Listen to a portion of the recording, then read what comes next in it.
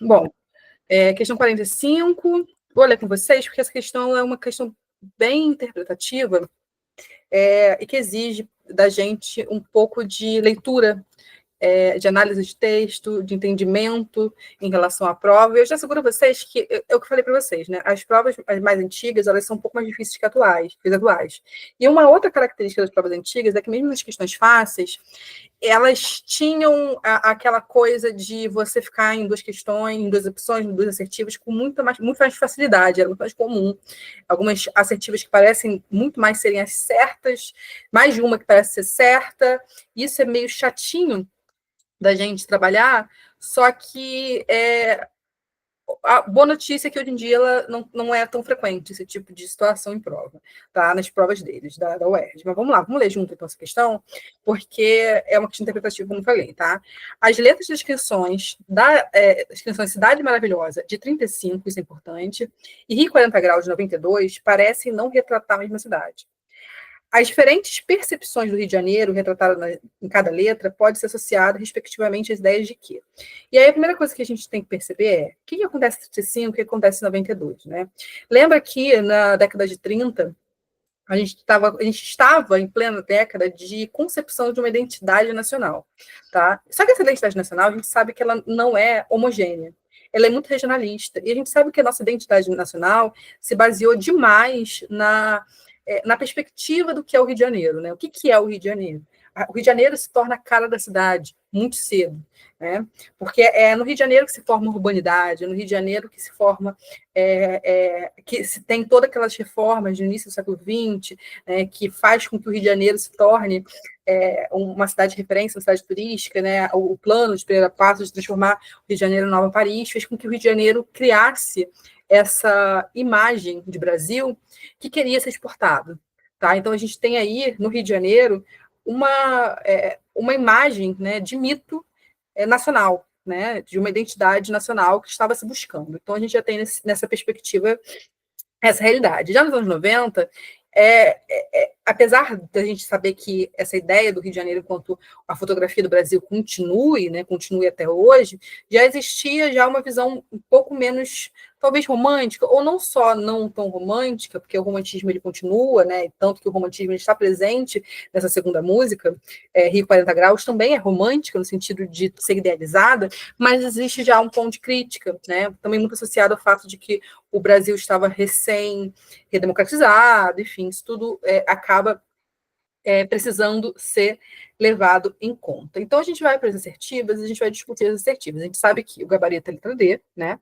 Mas vamos ver por que não é, tá?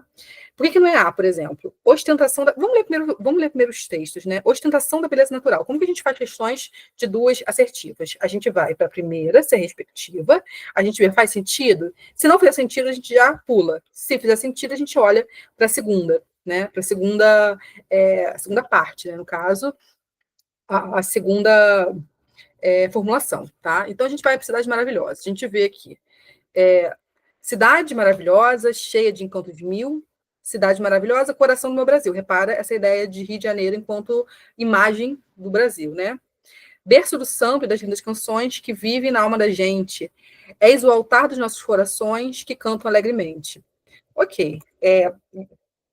Vamos para a primeira assertiva, né? Ostentação da beleza natural, eu colocaria aqui um talvez. Né? Eu colocaria aqui um talvez, né? Porque, de fato, a gente pode subentender aqui dentro que existe uma característica de uma beleza natural, né? Cidade maravilhosa, mas ainda assim ela é um pouco extrapolativa, porque por mais que a gente possa subentender pela letra poética, ela não fala diretamente, em momento algum, dessa beleza natural. Ela fala dos encantos de modo geral, onde se inclui nesse modo geral, né, nessa característica geral, a beleza natural do Brasil, com certeza, mas não é só isso. Por quê? Porque ela também é berço do samba, das lindas canções, né? Ela também vive alegremente, então ela é mais do que essa beleza natural, não é só a beleza natural, mas a gente poderia colocar um asterisco aí, né? E aí, reformulação da segurança pública. Aqui, a gente já tem uma extrapolação bem maior, porque no Rio 40 Graus, vamos ler juntos, né? A gente vê, sim, que há uma denúncia em relação à questão da segurança pública, né? Por exemplo, quando fala que camuflados paralelos, sorrateiros, ocultando comandos. A gente sabe que está se referindo aos comandos de tráfico, enfim, a gente sabe que está se referindo ao poder paralelo, mas não é só isso. Porque existe um Rio, 40 graus, cidade maravilhosa, purgatório da beleza e do caos. Então, existe essa dicotomia, sabe? É belo, mas também é caótico, né? Sim, temos problemas com segurança pública, mas não é só isso. Né? Então, a gente também tem beleza aqui. A Rio, a cidade, Rio é uma cidades misturadas, de muitas cidades, de uma complexidade. Rio 40 Graus está falando desse Rio de Janeiro que ele é muito vasto, ele é muito complexo, ele é belo, mas também é caótico, sabe? Então, quando a gente pensa nessa segunda assertiva, reformulação da segurança pública, a gente está limitando. Lembra daqueles erros que a gente falou sobre interpretação? Né? Pode extrapolar, pode limitar e pode contradizer. Aqui não está contradizendo, mas com certeza está limitando, né? Está limitando por quê? Porque a questão da segurança pública é um aspecto entre os muitos aspectos do Rio 40 Graus. Foi? Aí? Deu para entender? Entendi. Eu fiquei em Entendeu? dúvida justamente por conta da primeira, né? Mas é clássico desse tipo de questão essa situação, né? Porque, assim, a primeira pode até fazer algum sentido, mas a segunda não faz. E, assim, você erra ali. Então, assim, pode ter certeza que se você tem uma questão, seja na UERJ, seja no Enem, que é dessa maneira, tá? Que tem ali um respectivo, né? Para você comparar duas situações, dois textos, duas músicas, pode ter certeza que alguma das assertivas vai ter alguma que vai fazer sentido para uma, mas não vai fazer sentido para outra. Tá? Porque o vestibular também testa isso em você. Né? Testa a sua capacidade de interpretação, testa seu raciocínio lógico, testa a sua ansiedade de olhar, poxa, essa tá certa, então com certeza a outra também tá. E aí você não presta atenção na segunda. Então, assim, qualquer prova, tá? Seja o ERJ, seja o Enem. E mais o Enem que o ERJ, porque hoje em dia o ERJ não é tanto de fazer isso. O Enem é mais, o Enem continua fazendo, tá? Mas preste atenção, porque esse tipo de questão tende a fazer isso com você. Bom? Bom, em relação a B e a C, alguma dessas duas deixaram vocês em dúvida? Marcelo, eu sei que você não está conseguindo, não sei se você está conseguindo ver direito, ouvir, mas tem como. Você consegue ouvir, pelo menos? Consegue me dizer no chat? Não sei se está ouvindo. E aí, vamos lá. Marcaria C? Vamos falar então da C. Deixa eu olhar aqui a C. Enaltecendo a tranquilidade social, valorizando a integração étnica. Cara, assim, enaltecendo a tranquilidade social. Por que que Cidades Maravilhosas teria relação com tranquilidade? Né? Repara que a paz ela não é sinônimo de tranquilidade. A beleza não é sinônimo de tranquilidade.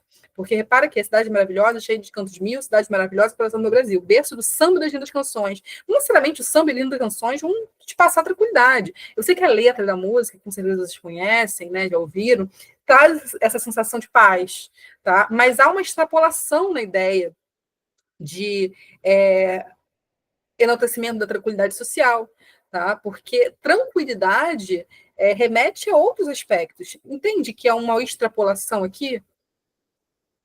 A valorização da integridade étnica também cai no mesmo erro, porque essa dicotomia da cidade da beleza e do caos, ela não está só pela diversidade étnica, ela está também na diversidade cultural, ela está na diversidade da música, ela está na diversidade dos rostos. O étnico é um item de tudo isso, é um aspecto de tudo isso, mas não resume, a dicotomia não está em etnias diferentes, a dicotomia está em muitos, muitos Brasis dentro de um lugar só. E esse Brasil, ele ultrapassa a questão étnica, apesar da questão étnica também estar aqui dentro. Foi para você ou não? Foi sim, é que eu tava pensando se eu não tivesse marcado a D, entendeu? Eu talvez marcaria essa C mesmo. Mas eu entendi o que você falou. Beleza. E aí? Posso passar?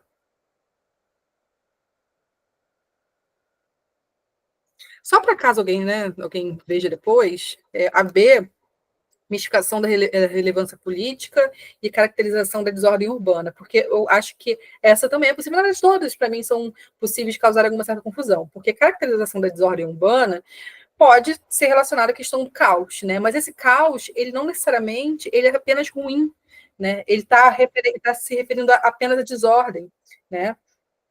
Muito pelo contrário, né? Esse caos está justamente na dinâmica da cidade, desse Brasil, desse pequeno Brasil com muitos Brasis dentro, tá? Em relação à mistificação da relevância política, pode causar confusão também por causa da palavra mistificação, né? Porque cria-se uma ideia de um mito nacional a partir da imagem do Rio de Janeiro, tá? Mas não existe aqui em nenhum momento sendo colocado a questão da relevância política propriamente dita. Aliás, existe até uma relevância política do Rio de Janeiro, né? Porque, afinal, o Rio de Janeiro é o coração do Brasil, mas se trata muito mais de uma relevância cultural do que política, pelo menos retratado na música. Tá? Só para caso, enfim, alguém veja depois. Mas gabarito letra D. Boa noite, Carol. E aí, Carol? Chegou agora? A gente acabou de fazer essa. Gabarito D. Posso passar? Eu tenho só que ajeitar o meu som, tá muito baixo. Eu não tô entendendo por que tá muito baixo o som. Peraí. Para vocês também tá legal ou tá baixo também? Tá legal para mim. Então é o seu som mesmo. Tá, vou passar. Foi. Show. Vamos lá. Vou passar aqui a questão, Carol, depois você dá uma olhadinha, mas essa questão não é tão difícil assim. Mas Tá. vamos lá, que nas próximas são mais tensas. Essa questão aqui, dá uns minutinhos para vocês lerem, e aí a gente comenta.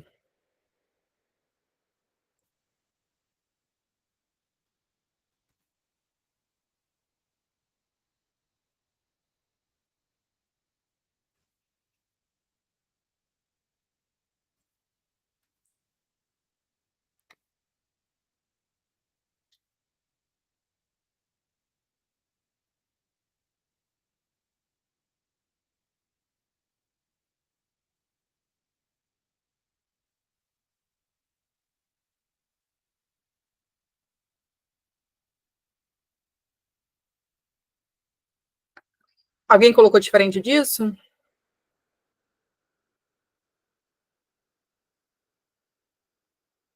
Colocado a D. Beleza, vamos lá. É uma questão que fala sobre petroquímicas, né? E aí o textinho vem falando, né? Um texto que diz que a química permite ao homem realizar transformações íntimas na estrutura da matéria, com seu desenvolvimento e aplicação nos processos de industrialização, a partir do final do século XVIII.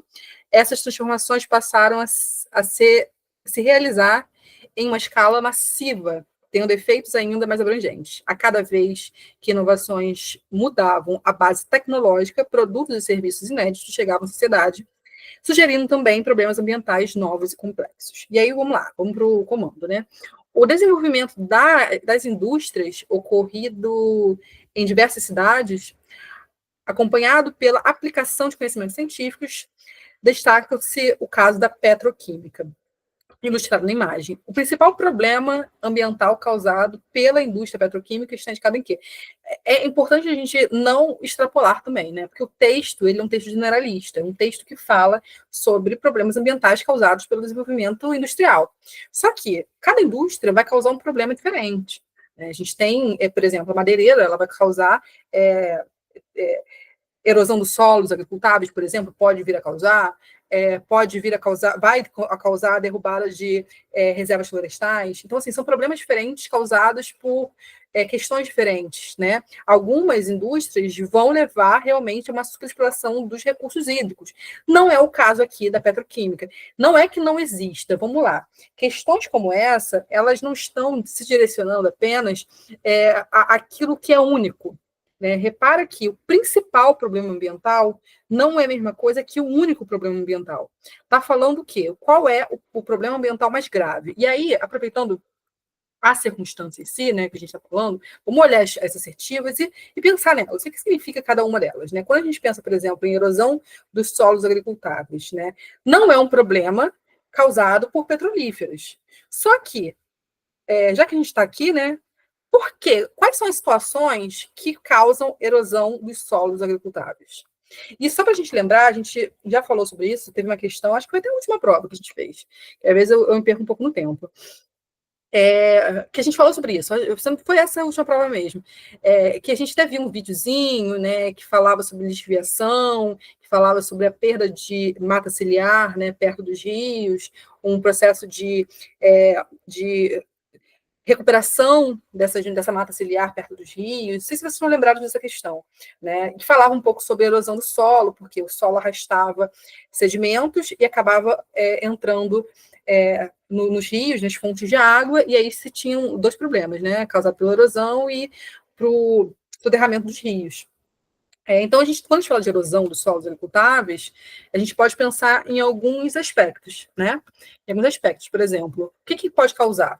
A agricultura extensiva causa erosão dos solos agricultáveis, por quê? Porque você tem ali a criação de um pasto, então significa que você não vai ter produção de nenhum tipo de vegetação ali. Inclusive, a gente pode até associar isso, né? Pensando aqui numa relação histórica, vamos lembrar que durante a colonização, em determinado momento, foi proibido criação de gado perto das lavouras de cana-de-açúcar, porque o gado comia a cana-de-açúcar. Então, o que aconteceu? O gado ele precisou se interiorizar, precisaram entrar mais com o gado, porque o gado não podia mais estar no litoral, e com isso a gente tem, inclusive, a expansão da nossa fronteira, né, que acaba, em determinado momento, ultrapassando por ilhas, né? Ou seja, a gente tem uma expansão do território colonial.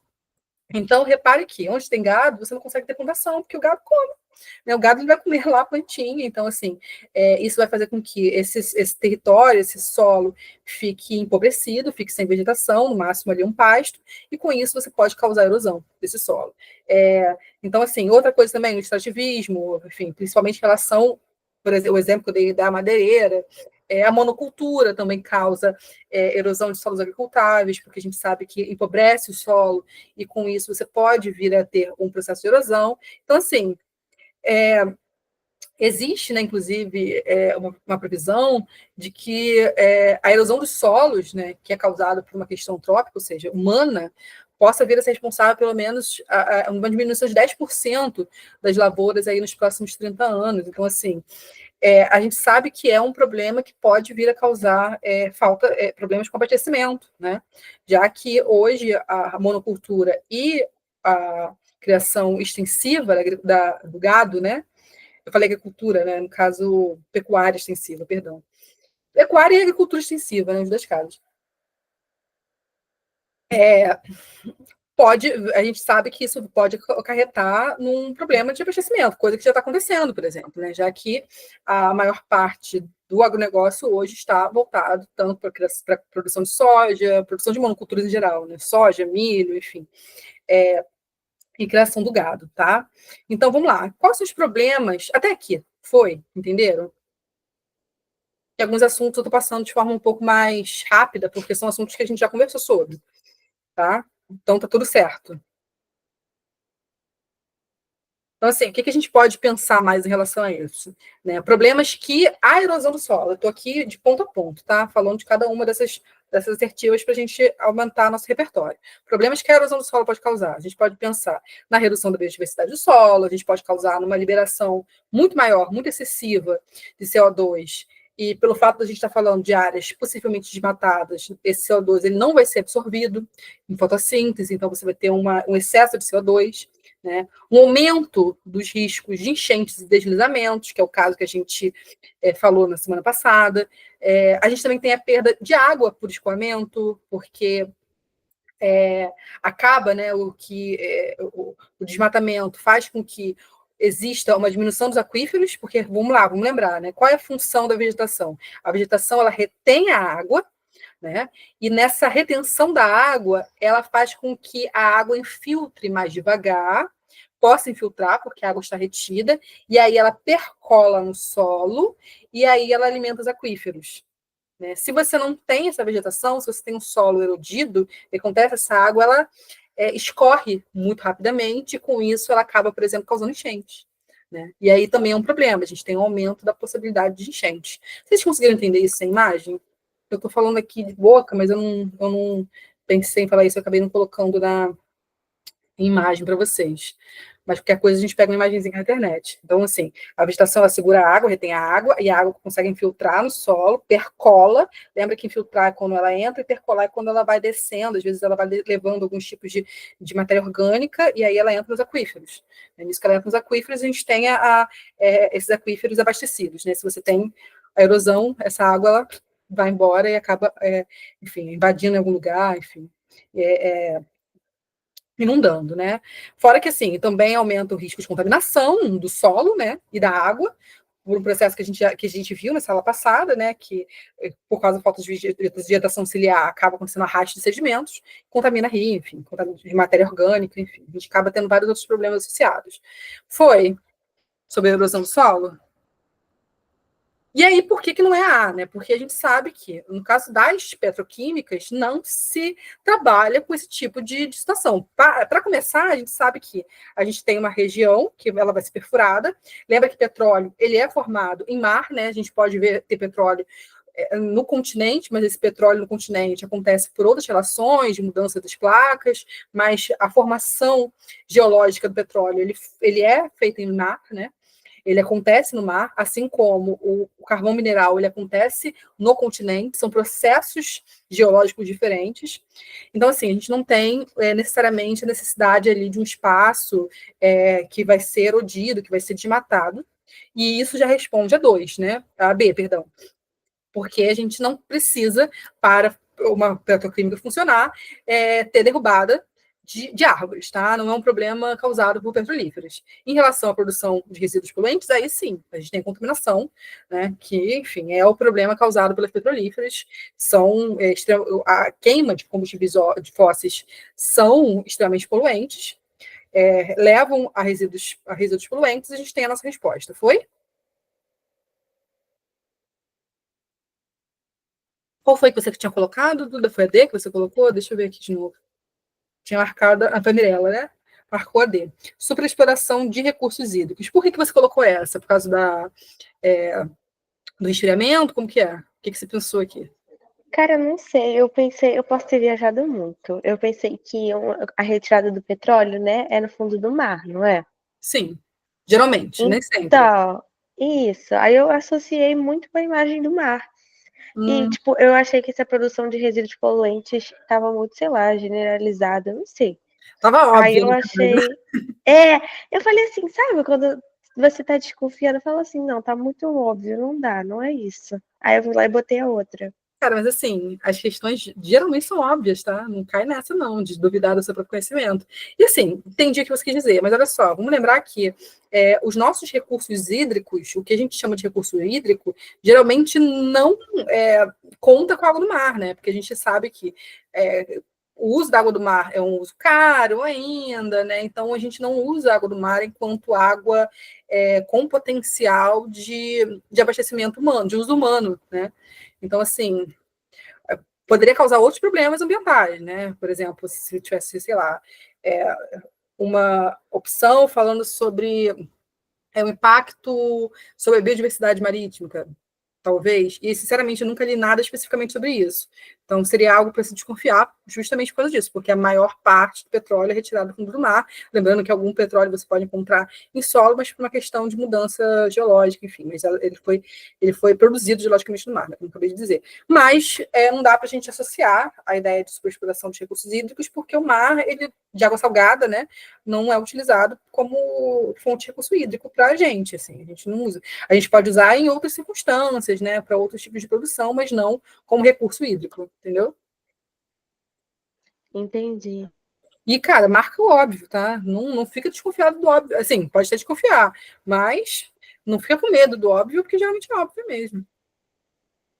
Pois é, a UERJ costuma ser muito, muito óbvia nas respostas. E hoje em dia mais ainda, né? Antes, às vezes, nem tanto, mas hoje em dia mais ainda. Então, se você ficar desconfiado do óbvio, você vai errar muita coisa. E aí, galera, posso passar?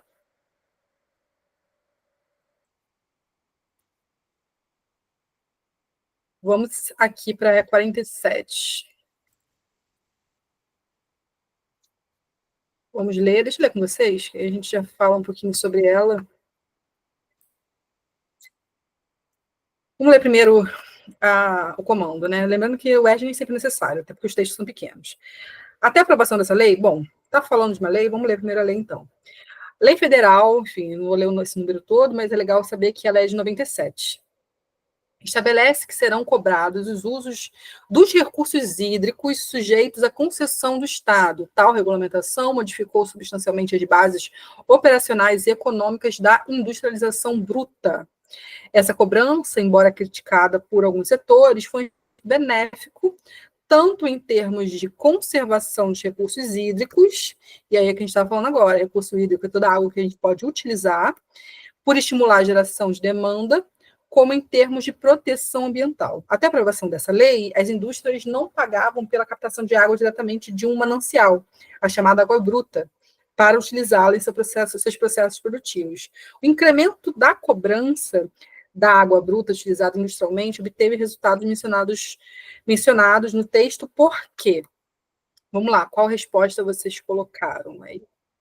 O que vocês colocaram nessa? Alguém colocou diferente?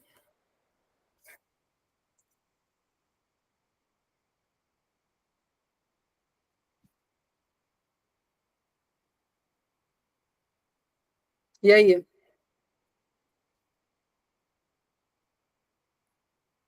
Duda respondeu. Colocou D nessa? Duda. Vamos lá.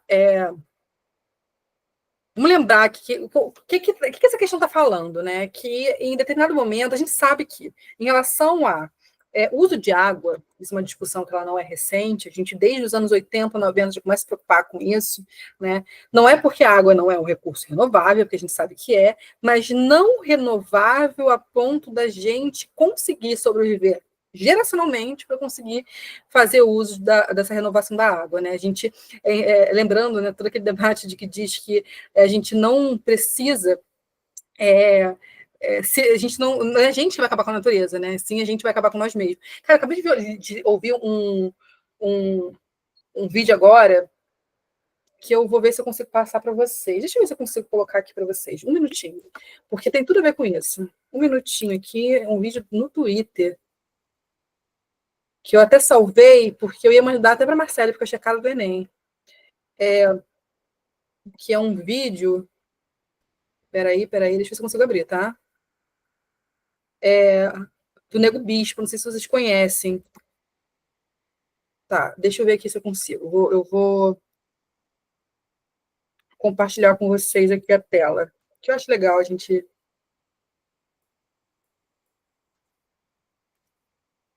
Esse videozinho aqui. Vamos lá. Vê se está dando para ouvir. Se relacione com o ambiente. Se relacione. Não é preservar, é relacionar. Preservar. O ambiente não precisa dos nossos cuidados, não. O ambiente é quem cuida de nós. A gente tem essa mania de reverter as coisas. O ambiente cuida de nós. E nós nos relacionamos com o ambiente. Como todas as relações têm, né, efeitos e defeitos, as nossas relações também têm. Então, quando a gente diz a terra dá, a terra quer, a gente diz assim, se relacione. Porque a mesma geração, a avó dizia, a vasilha de dar é a mesma de receber. Se você só tira e não bota, acaba. É tão simples, né? Se relacione com o ambiente. Se relacione, não é preservar, é relacionar. Preservar. O ambiente não precisa dos nossos cuidados, não. O ambiente é quem cuida de nós. A gente tem essa mania de reverter as coisas. O ambiente cuida de nós. E nós nos relacionamos com o ambiente. Como todas as relações têm, né, efeitos e defeitos, as nossas relações também têm. Então, quando a gente diz a terra dá, a terra quer, a gente diz assim, se relacione. Porque a mesma... Acho que eu estou voltando, já foi mais uma vez, não foi não? Foi mal. Vamos lá.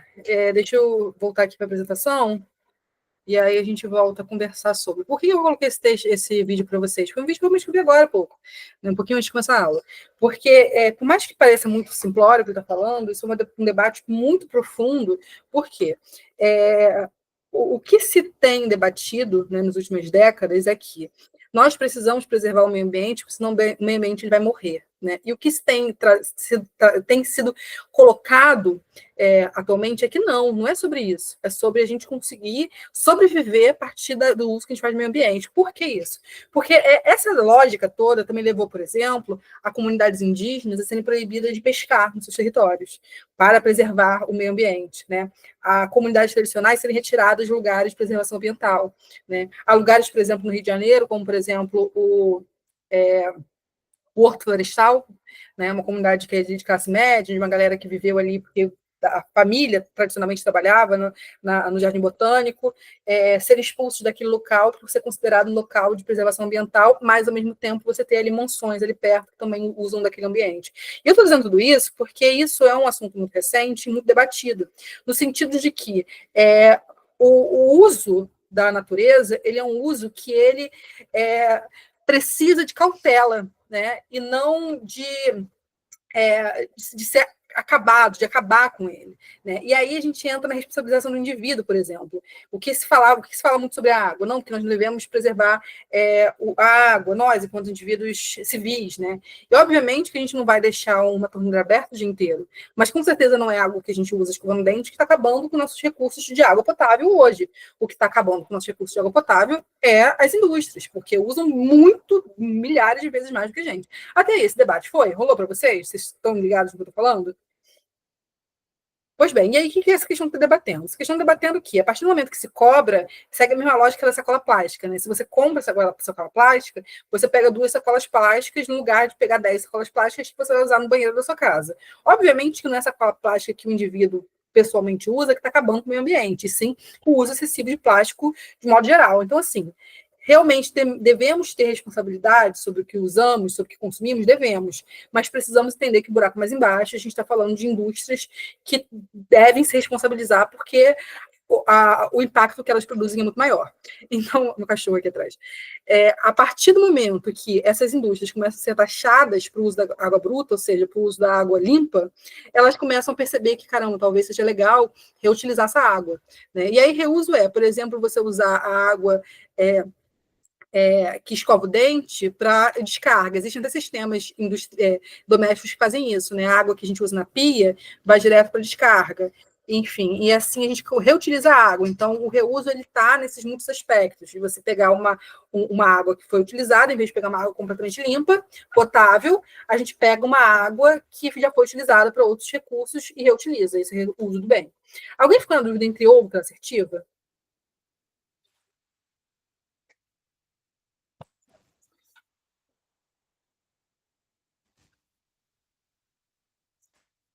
Não? Mas quem me mandou essa questão então, gente? Eu confundi? Fui eu. Ah, foi? Eu Mas aí, marquei AD. você marcou D, perdão. Vamos lá. Por que não inibiu? Primeiro que, vamos lá, complicado, tá? Inibe? Será que inibe alguma coisa? Né? A gente pode falar de reduzir, a gente pode falar de, enfim, ampliar, sempre olha o seguinte, olha as primeiras palavras. Sempre que for algo muito determinante, você já corta. Não existe todo esse determinismo em questões que se relacionam ao ser humano, tá? Então, por aí a gente já vê que não é essa. Me dê só um minutinho aqui, tá? Já vou voltar aqui. Só um minutinho para resolver.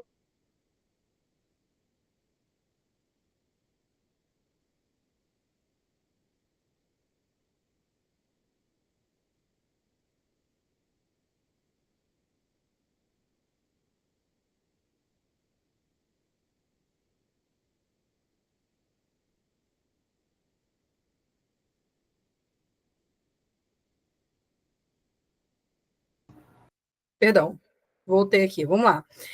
Então, assim, esse é o primeiro ponto, tá? A gente não está falando, essa palavra inibiu já é complicada. Agora, em relação ao que é assoreamento? Assoreamento é aquilo que a gente viu na aula passada, que a gente acabou de falar agora, quando você tem sedimentos que acabam entrando no rio e acabam diminuindo, né, a passagem daquele rio, acaba poluindo esse rio. Isso é assoreamento, né? A água, geralmente por falta de mata ciliar, a terra entra no rio e acaba assoreando esse rio. Então, assim, primeiro que a gente não está falando desse desmatamento e qualquer atividade que esteja necessariamente relacionada a esse assoreamento.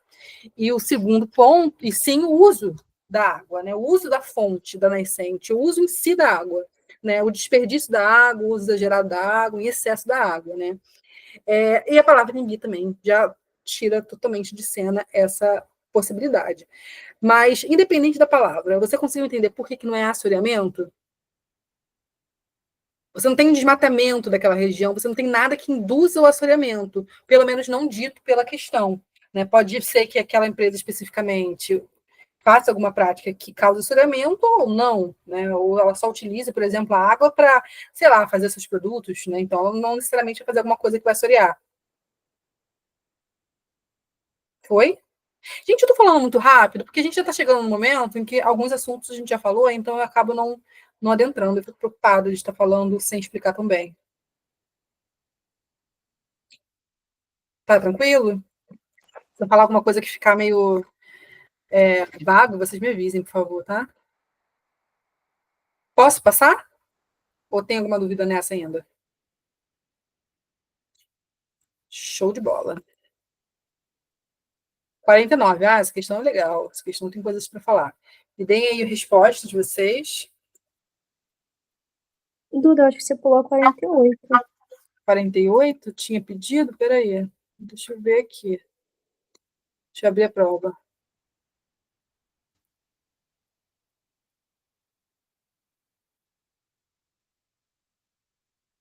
Opa, calma aí. Vou colocar aqui então, porque eu não tinha visto que tinha entrado. Tá, deixa eu colocar aqui então, peraí. Aí a gente conversa junto sobre ela.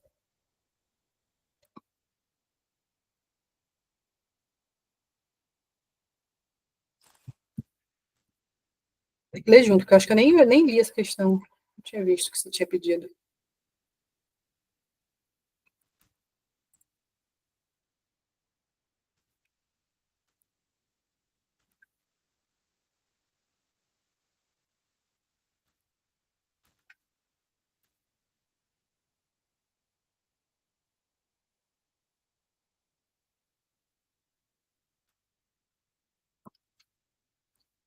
Vamos lá, a gente faz essa rapidinho, não tem problema.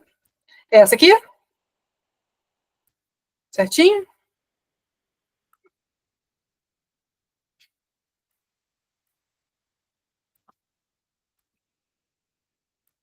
Foi? Vamos lá.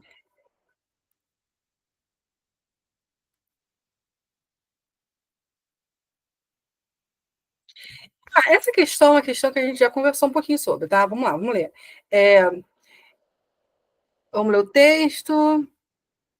De olho nos novos negócios. Sabe que a gente já fez essa questão? Os novos negócios em Havana impulsionaram outro setor, até então pouco em voga na ilha, a publicidade.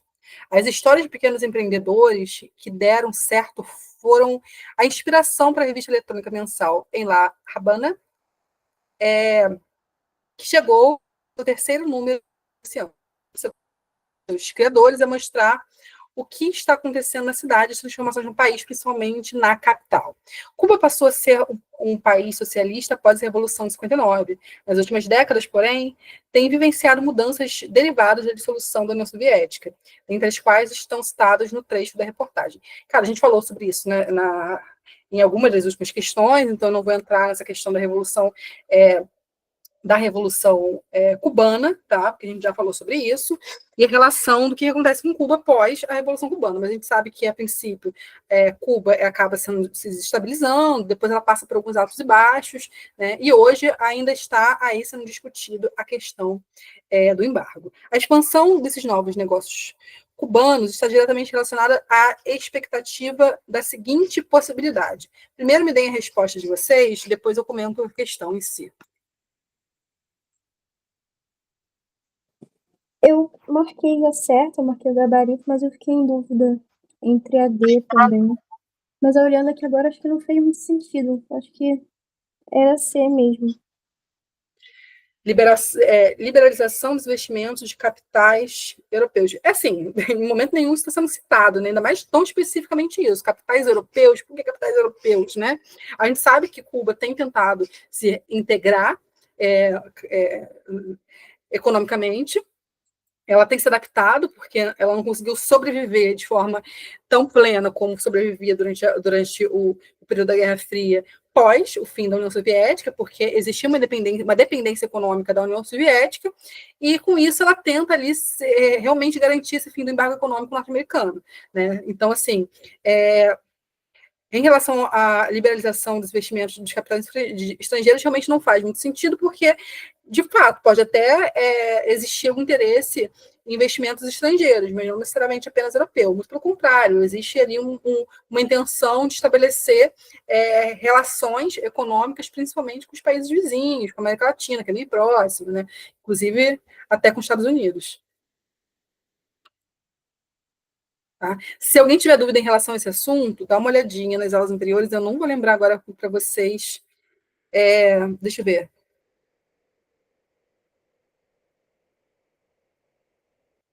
Dúvida pela palavra, pela interpretação. Qual o final do comando? A expectativa da seguinte possibilidade? É porque eu achei que o embargo econômico já, tipo assim, já tinha acontecido, não era uma expectativa, entendeu? Uhum, Aí eu fiquei em dúvida, falei, nossa, mas se isso aconteceu, o que vai ser uma expectativa de uma possibilidade? entendi. Então, a gente ainda tem. Aliás, né, o Trump, os avanços que a gente tinha tido, o Trump está retroagindo, né? Então a gente tem aí um problema em relação a isso. Tá? Mas assim, como eu vou falar sobre Trump, eu acho que de alguma forma eu vou acabar entrando nesse assunto de forma um pouco mais melhor, sabe? Então a gente vai conseguir entender isso melhor. Mas entendeu a questão? Show. Posso passar para a próxima?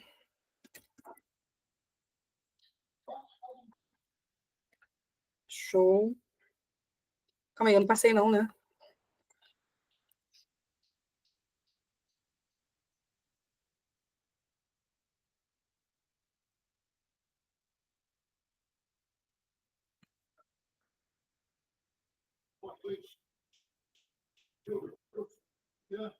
Mas assim, Duda, ficou claro para você que o embargo econômico não chegou ao fim, né? Então tá.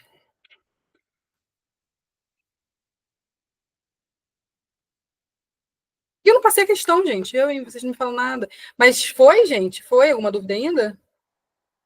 Ah, não, passei sim. Estava aparecendo para mim porque eu estava na prova.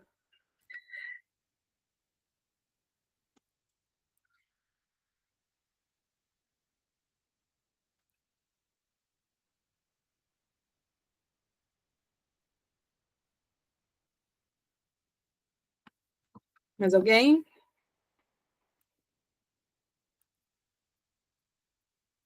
Cara, não é uma questão fácil. Eu não estou com a revista eletrônica aqui aberta, mas eu acho que teve uma porcentagem baixa de acertos. Teve uma porcentagem baixa de acertos, eu acho que ela é uma questão conteudista, né? Mas de um assunto que a gente já viu há pouco tempo. Tá? Então, vamos falar um pouquinho sobre essa questão. Só para deixar claro, a gente está falando do gabarito letra D, tá? E eu vou falar um pouquinho com vocês sobre isso. Espera aí, deixa eu só ver se... Não, vamos lá. Só para a gente lembrar, né? O que a gente tem que lembrar aqui é que a Coreia do Sul ela é um tigre asiático, tá? A gente já falou, né, sobre os tigres asiáticos na última aula, então eu não vou repetir tudo que eu expliquei para vocês, mas só para a gente refrescar um pouco a memória, a Coreia do Sul ela está inserida no mesmo contexto de desenvolvimento dos demais tigres asiáticos, tá? Ou seja, a gente está falando de um rápido desenvolvimento durante os anos 70 e 80, né, em função do recebimento de uma enorme quantidade de capital estrangeiro. Lembrando que esses países foram escolhidos por terem uma mão de obra barata e disciplinada, né, por cobrar impostos baixos, por ter interesse, por serem ali interessantes especificamente para os seus principais investidores, no caso do Japão e Estados Unidos, são os principais investidores de 2 tigres asiáticos.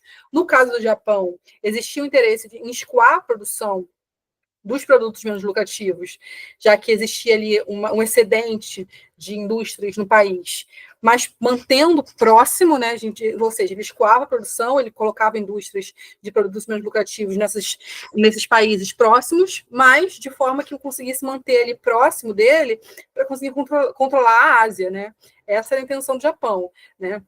Mantendo ali esses países, essas indústrias perto do núcleo produtivo, né? Fora tudo isso que eu já acabei de falar, né? Mão de obra barata, disciplinada, né? Então, assim, valia a pena nesse sentido. Um outro investidor importante, que eu acabei de falar, assim como o Japão, é os Estados Unidos, tá? Porque na época, a gente está falando de anos 70 e 80, a gente está falando de plena Guerra Fria, tá? Então, era interessante garantir o desenvolvimento de países pobres, para garantir que esses países não fossem seduzidos pela União Soviética, né? Então, assim, em relação especificamente à Coreia do Sul, né, se tratava de um país que era vitrine do capitalismo, justamente por ter esse contraste com a Coreia do Norte, né?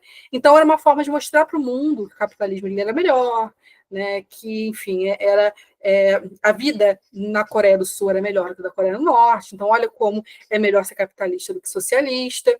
Então, era realmente uma vitrine ideológica nesse contexto de guerra ideológica. Até que foi? Vocês estão lembrados desse assunto? Precisa que eu contextualize melhor ou não? E aí a gente vai para as assertivas. Vocês colocaram C, né? E D. Contingente populacional e desenvolvimento econômico. C, a D está correta. Vamos lá, por que não é C? Vamos lá, eu vou falar então de assertiva para a gente discutir por que não são as outras, né? Porque é a D e não são as outras. Poderia militar. Cara, não explica, tá? Não existe uma correlação entre uma coisa e outra. Não existe correlação entre poderio militar, né, e desenvolvimento tecnológico, né? A gente sabe muito bem que uma coisa não inibe a outra, muito pelo contrário, né? A gente tem países extremamente militarizados que têm desenvolvimento tecnológico alto, né? E, no caso, a Coreia do Norte, especificamente, tem um altíssimo poderio militar, e a gente está vendo aí que não há um desenvolvimento tecnológico perceptível. Inclusive, gente, essa imagem aqui é de 2014, eu não sei se está dito aqui no texto. Está dito? Eu não sei.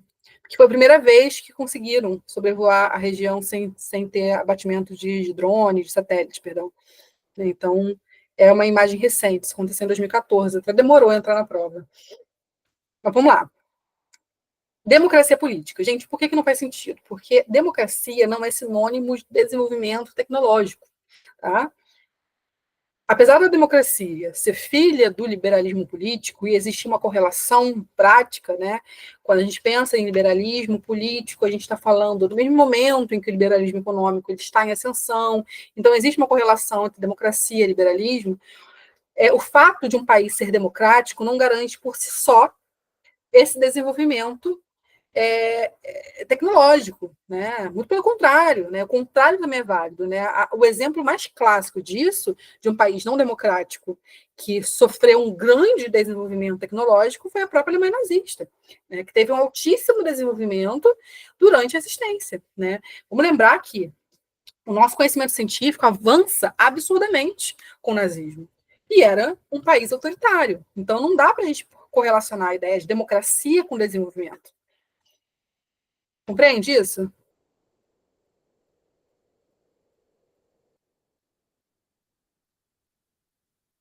Ficou claro isso para vocês? Por que não faz sentido? Tá? Então, beleza. E aí, C, contingente populacional. Não tem a ver simplesmente porque, se a gente olha para a Coreia do Sul, tem gente abessa. Tem muita gente na Coreia do Sul. Isso não explica, né? Países muito populosos, países que têm muita gente, muitas vezes tem uma tecnologia muito pouco desenvolvida, né? Quantidade de gente não significa desenvolvimento. Não é porque tem pouca gente que está pagado. É porque não existe realmente um desenvolvimento tecnológico que garanta essa iluminação própria de uma cidade, de um país industrial. Foi? Existe alguma dúvida em relação a esse assunto? Duda, Hum. agora que a minha internet está, menina, perdi a aula quase toda. Essa questão aí, esses dias eu ia até te mandar um print que eu dei de um negócio que eu vi, uma foto espacial do planeta Terra em 1975 e uma agora. A quantidade... Você já viu essa foto? Eu acho que eu sei do que você está falando. Ai, meu Deus, como chama aquele negócio? Ai, esqueci, dos satélites. Aham. E a gente tinha feito essa questão logo, lembra que eu errei? Porque não olhei que era uma foto de agora e tudo sim. mais. Aí ele fala, aí eu ia até te mandar e falar, Duda, como que eles podem abordar isso? Só a questão dos satélites ou tem mais alguma coisa, entendeu? Me manda foto, só para eu saber exatamente do que você está falando, para ver se eu não estou pensando em algo errado. Eu vou te tá? Mas quando a gente pensa numa correlação, a gente pode pensar, sim, em relação ao salto tecnológico, ao desenvolvimento industrial que se tem de um tempo para outro. Se é os anos 70, que essa foto foi produzida? 1975. 75, né? A gente está falando aí em plena Guerra Fria, né? Dependendo de onde esteja sendo colocada essa foto, onde esteja iluminando, enfim, a gente pode pensar nessa questão do desenvolvimento tecnológico. Não podemos ignorar o fato de que a União Soviética também produziu tecnologia, também produziu desenvolvimento. A questão toda é que, no caso específico da Coreia do Norte e da Coreia do Sul, a gente teve, primeiro, essa imagem de satélite, como eu falei para vocês, de 2014, eu tenho quase certeza, né? Mas que eu lembro, foi a primeira vez que sobrevoou, e essa foto ficou muito famosa, né? E nós estamos falando, então, de um momento pós-Guerra Fria, em que muito desenvolvimento tecnológico já se fez, e o fato dos Estados Unidos ter olhado para a Coreia do Sul e pensado, caramba, vou apostar todas as minhas fichas nesse lugar, porque aqui eu tenho um contraste direto com o socialismo. Então, não é que a União Soviética não produzia tecnologia, é porque especificamente existia um interesse dos Estados Unidos de colocar aquele país enquanto vitrine, e também o fato de que anos se passaram e esse país ele vai, enfim, né, se atualizar, enfim, vai ganhar mais tecnologia, e com isso vai haver esse contraste em relação à Coreia do Norte, que hoje é um país isolado, né? Então, assim como Cuba sofreu com isolamento, a Coreia do Norte também sofre com isolamento econômico, que faz com que ela tenha mais dificuldade de se desenvolver após o fim da União Soviética. Foi? Foi. Me mandou foto ou não? Só porque eu não tô com... Tô procurando, não achei. Não, mas manda depois, que senão você vai perder o resto da aula. Aí a gente conversa sobre isso. Vamos lá, vamos para a próxima questão. Posso passar, né? Pode. Essa questão aqui, 54. Questão legal também.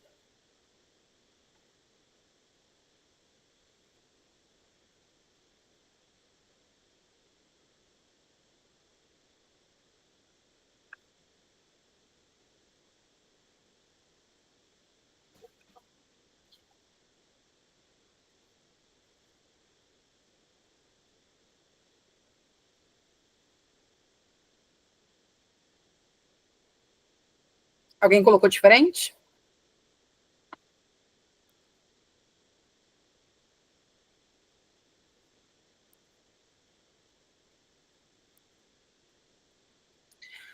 Vamos lá. Essa questão é uma questão para ser feita por eliminação, né? Porque, afinal de contas, assim, vamos lá, vamos ler o comando dela, né? Para a gente entender por que isso.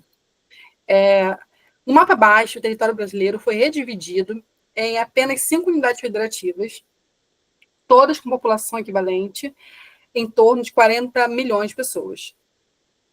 Considerando a realidade atual, essa redivisão territorial também igualaria a seguinte característica socioespacial. Gente, várias coisas podem ser respostas dessa abordagem, né? Por isso que, poxa, é legal que essas questões a gente tenha malandragem de ir por eliminação. E aí a gente vai, vamos lá. Indo para eliminação. Então, assim, primeiro a gente tem que interpretar a questão, né? a questão ela aborda a ocupação desigual do país. Nós sabemos que o Brasil é predominantemente ocupado no litoral, em função do processo de colonização, que ocupou principalmente o litoral do Nordeste, Sudeste e posteriormente do Sul, e passou pelo processo de interiorização durante a colonização, mas que teve, de fato, alguma efetividade, essa interiorização, já no século XX, né, em função de projetos como Construção de Brasília, como a colonização dada pela Transamazônica, né? Então, por isso, hoje existe uma imensa diferença populacional entre as regiões do Brasil, né? Então, a gente sabe que, por exemplo, o norte é muito menos, tem muito menos pessoas ali do que a região sudeste. Tá? Então, a questão ela sugere uma mudança na divisão do país, redividindo em 5 unidades federativas, com relação à proporção de pessoas, né? Que é ali, cada região, 40 milhões de pessoas. Isso aqui, vocês entenderam até essa parte? Pois bem, então a questão pergunta assim, se a gente fizesse essa redivisão, o que mudaria? Tá? E aí, vamos lá.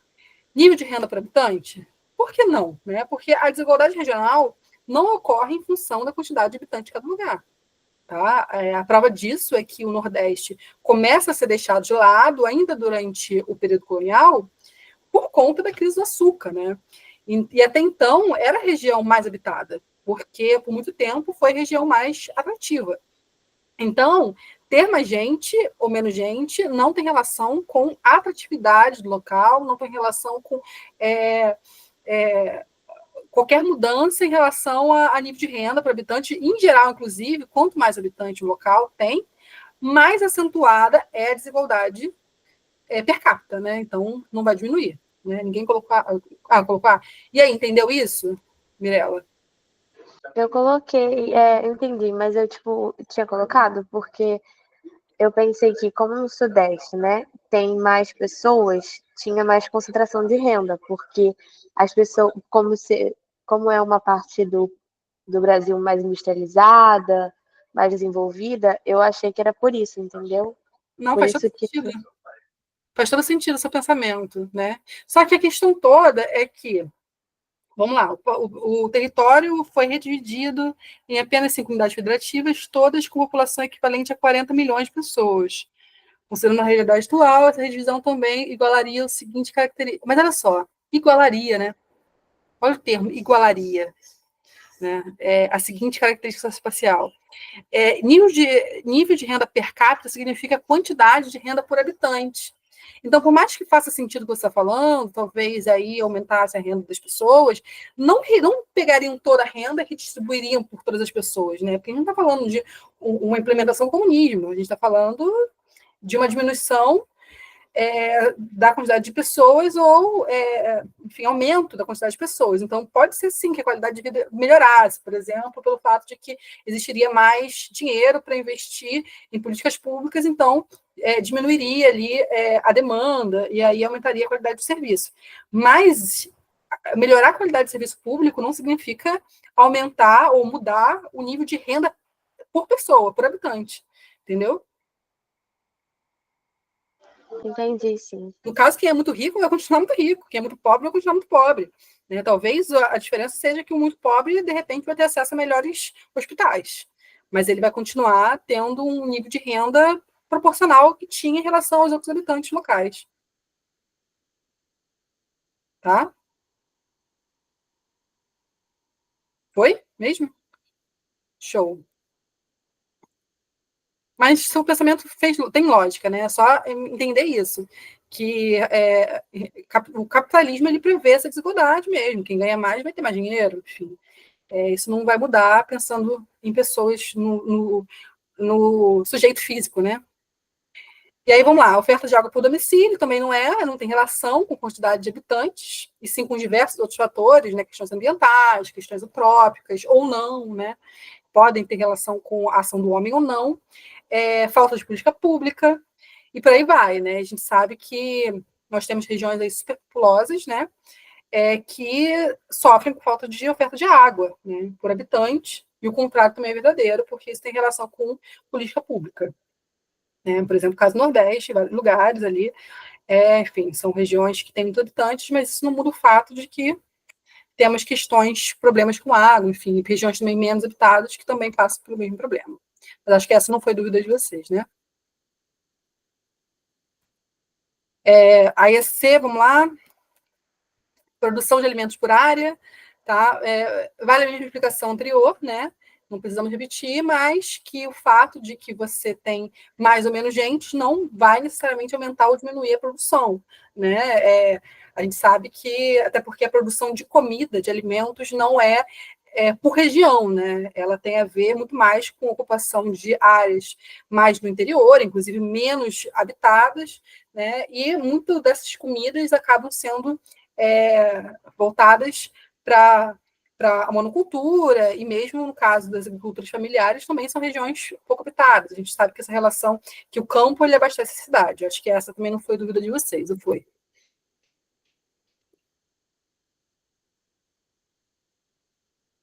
Foi? E aí a gente vai para a nossa resposta, que é a D, e a gente vai entender o porquê é a D, porque eu sei que isso é um problema, há uma dificuldade. Eu coloquei esse esquema aqui que eu achei aleatoriamente no Google, procurando algum esqueminha, e a gente vai comentar sobre isso, tá? Porque eu sei que uma questão feita por eliminação, a maioria que marcou a D, não marcou porque sabe a função do senador, nem como funciona a relação de votos de um senador, tá? Então, vamos lá, D, proporção de eleitores por senador, é a nossa resposta correta. Então, vamos lá, vamos aproveitar para entender aí como funciona isso, por que essa resposta. E a gente começa pelo básico, né? Nós seguimos o modelo de divisão de poderes de Montesquieu, ou seja, executivo, legislativo e judiciário, essa tripartição de poderes que serve para não centralizar o poder em uma só mão, tá? Como era, por exemplo, no período do absolutismo monárquico. O executivo tem como chefe de Estado o presidente da República, e também constitui o poder executivo, outros cargos, mas que são nomeados, são votados, não são votados, né, no caso, os ministros, os secretários e as agências governamentais. Até aí, foi? Eu sei que essa parte é um pouco chata, enfim, um pouco... Então, vamos lá. A gente tem o Poder Executivo, Legislativo e Judiciário, e aí, vamos falar grosso modo, né? No caso do Executivo, a gente tem o presidente, que é o chefe do Executivo, mas, além do presidente, a gente também tem, ali dentro do Executivo, os ministérios e as secretarias. Então, você tem ministros e secretários, todos nomeados pelo presidente, e também as agências governamentais. No caso do Congresso, a gente está falando do Poder Legislativo, e a gente tem a Câmara dos Deputados e o Senado. No judiciário, que é o nosso poder judiciário, a gente tem a Suprema Corte, os tribunais regionais e os juizados, como está aqui. Mas vamos lá, vamos entender melhor tudo isso, né?